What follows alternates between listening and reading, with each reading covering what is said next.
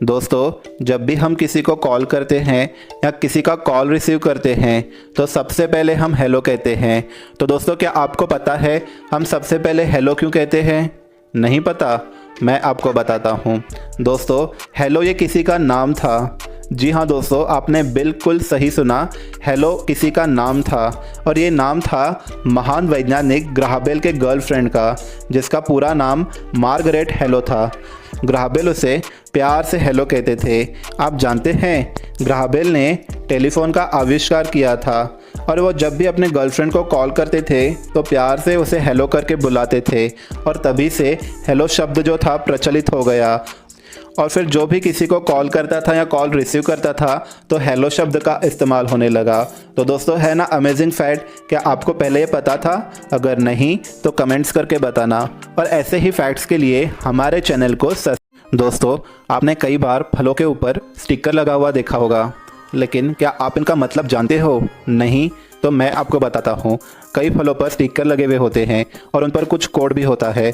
ये कोड अगर 5 डिजिट का है और इस कोड में अगर शुरुआत 9 से होती है तो ये फल पूरी तरह से नेचुरल है, इसमें कोई भी केमिकल नहीं है। वहीं पर स्टिकर पर अगर 5 ही कोड है लेकिन कोड की शुरुआत 8 से हो रही है तो इसका मतलब ये होता है कि इस फल में आधा केमिकल है और आधा नेचुरल है। लेकिन दोस्तों, जिस कोड में 4 डिजिट है और शुरुआत भी 4 से हो रही है, इसका मतलब ये होता है कि इस फल में पूरी तरह से केमिकल है। तो हम जब भी फल खरीदे तो 4 अगर डिजिट का कोड है और शुरुआत भी 4 हो रही है तो ऐसे फल को हमें नहीं खरीदना चाहिए। अगर हम नेचुरल फल ही खाना चाहते हैं तो अगर 5 कोड है और शुरुआत 9 से हो रही है या 8 से हो रही है तो हमें ऐसे ही फलों को खरीदना चाहिए। तो दोस्तों, क्या आप पहले ये जानते थे? अगर नहीं तो कमेंट्स करके बताना और ऐसे ही फैक्ट्स के लिए हमारे चैनल को सब्सक्राइब कर देना। आपने आज तक कई सारे पढ़े लिखे लोगों को देखा होगा और शायद आप उनसे मिले भी होंगे, लेकिन क्या आप जानते हैं भारत का सबसे ज़्यादा पढ़ा लिखा आदमी कौन है? नहीं? तो मैं आपको बताता हूँ। भारत का सबसे पढ़ा लिखा और सबसे ज़्यादा डिग्री धारक का नाम है श्रीकांत जिचकर, जिनका जन्म 1954 में महाराष्ट्र में हुआ था।